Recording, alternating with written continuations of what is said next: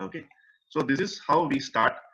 Patanjali has given a definition, and we have to go by that definition for the simple reason in Indian system we have a concept called darshana. So we do not just call it philosophy. So how we differentiate, Vijayalakshmi, you can say that. How do you differentiate a darshana and just a word philosophy? Philosophy is essentially about what says life, whereas as I we understood in the Indian darshanas, it not only tells you what is life, it also tells you how you can go about experiencing it the right way. Correct. So in India, we call the systems as darshana. We don't limit it to philosophy. Meaning, if you say only what, it becomes philosophy. When you give a how, you say be happy. If you tell people, people will say, I already know I have to be happy. But you have to share the knowledge of how to be happy. So darshana comes from the darshana means what? Seeing. When you go to temple, you say, I had a good darshan. You had a good darshan of what? Whatever you wish to see, you had a good darshan. That is to see. Correct? So here the systems are called darshana because you should be able to see the truth, whatever is said. And while we are with friends, we use this word, right? I could see that coming. Why can't you see that? There is no physical seeing there, if you notice. Correct? It is a light, it's something beyond your intellect. You could intuit it. It's a subtle way of looking at things. Like, can't you see that happening? Can't you see that coming? So you can also use the word foresee there. But generally the word we have to understand there is the truth is as clear to you as a gooseberry, wild gooseberry in your palm. So darshanas are, Indian systems are all like that. The systems will not tell you a truth and allow yourself to experience, experiment it and figure it out. No, it will tell you what and it will tell you how. You got it. So when in yoga they say achieve alignment, they will tell you how it is. So when you go to a Ashtanga or a Vinyasa class, the teacher will tell you what is physical alignment of the body. So when the body is aligned in a particular posture, the mind also gets to align. You understood, right? So this is the way yoga has to be understood.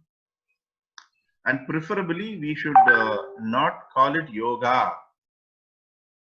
Yoga is you can call a girl like that because it's a feminine.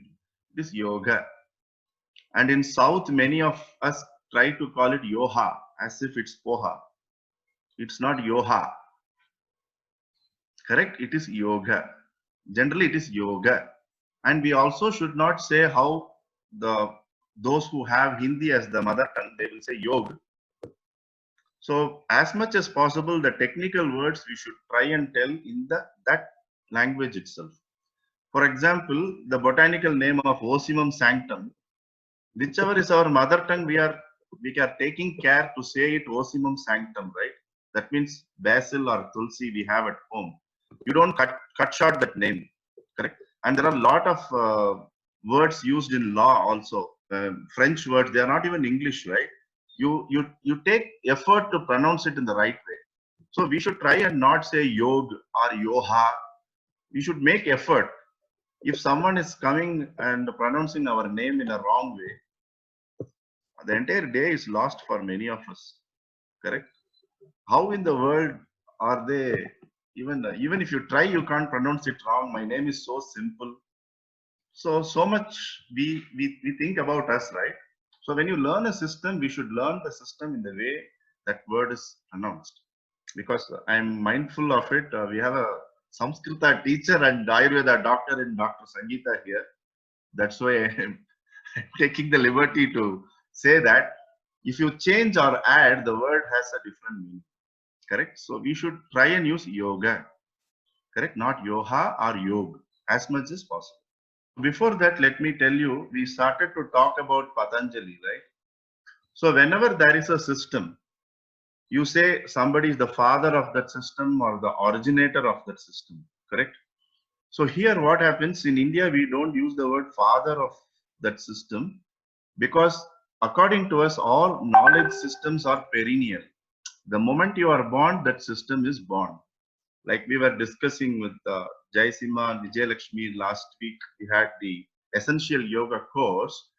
The moment a baby monkey is born, who teaches the baby monkey that it should hold its mother?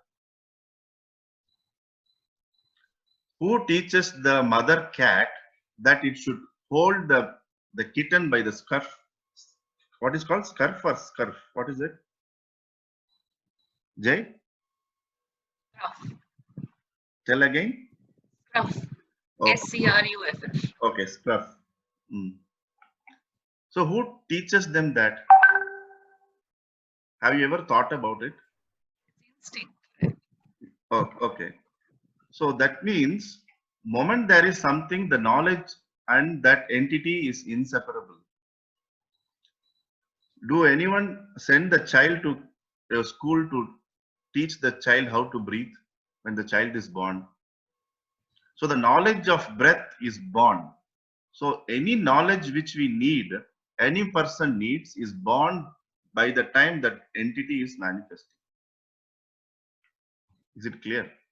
So in India, we do not use the word he's the father of the system, he is the mother of the system.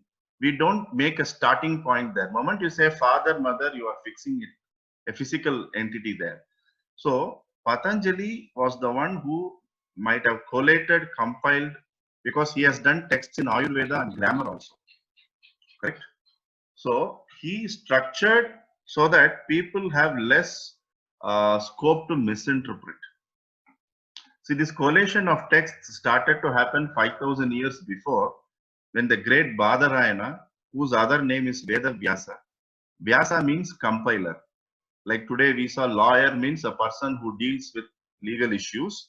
Moment you hear in the Indian context the word Vyasa, that means that gentleman or woman has done some compilation. So what is that compilation? You go to the prefix. Like when someone tells Jack, you want to know whether the Jack is male or female. For example, you say Mr. or Mrs. The prefix tells you how to address them in the right way, right? Like that, this Vyasa has the prefix called Veda. That means he is the one who compiled and codified the Vedic system, Veda.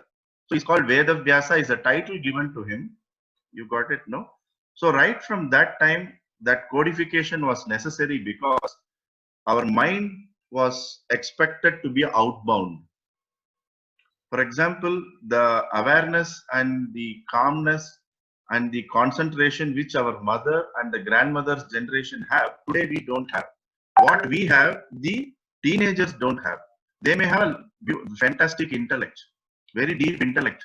They can decode mechanics, they can decode how to get into a system like laptop, or the intellectual side is extremely strong. But the emotional, the mental, the physical health, the spiritual side, means they will ask what is the rate of a kilo. Correct? So there is no awareness of all the dimensions. So this, imagine, we are very fast saying Gen X, Gen Y. What you have to communicate to the Gen Y, you communicate to the Gen X, it's not possible. Correct? In 2 minutes, they would have checked WhatsApp how many times we don't know. Correct? So the level of concentration is reducing actually. So when your level of concentration is reducing, you start to do only what you like and you don't do what you dislike. You rarely do what you have to do or what you need to do, what you're supposed to do. So they have diagnosed this 5,000 years before. They say going ahead, voice is breaking. Okay. Yes. Going ahead, this is going to be an issue. Then various systems started to be codified. So one such way, the yoga system was codified. So what Patanjali did, he gave the system called Ashtanga Yoga.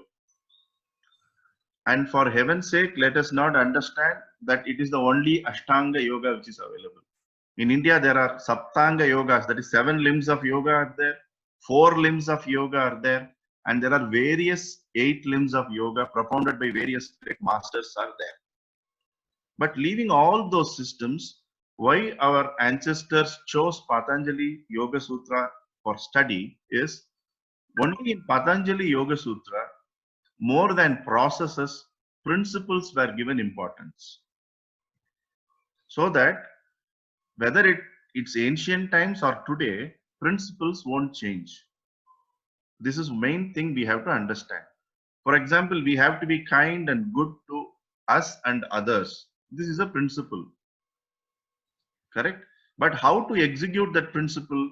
For example, whoever has studied organizational behavior will understand when you go and you're working in a US company, if someone is walking across and asking you for a cup of coffee, it doesn't mean they are your friend.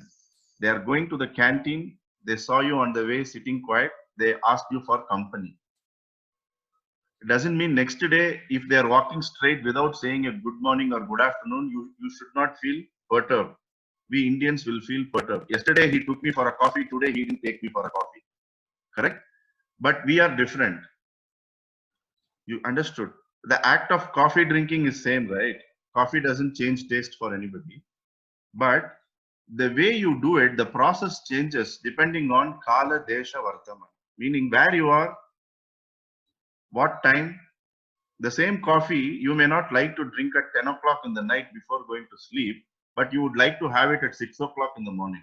So the timing is important, right? So like these variations of how to use the principles at which place, which process to give, all these things were handed over to the living traditions. The principles were kept as text. For example, Charaka Samhita, Shushruta Samhita, all those things nobody can change. But when you sit before Dr. Sangeeta, what she will do, she will analyze the pulse and the dosage will be moderated. Correct? The number of times in the day a medicine has to be taken will be moderated. For one patient, she will say, you take it with honey. For another patient, she will say, you take it with buttermilk. But someone will tell, I am a vegan, I don't want buttermilk or animal products. She will say, then take it with warm water. Then today she also has to say, you should not heat the RO water. That warm water, please make it from your borewell water. You understood this customization? The same medicine, the way you prepare medicine doesn't change, but the administration of medicine changes. You understand? So Patanjali Yoga Sutra talks about those formulae and things which cannot be changed by anybody.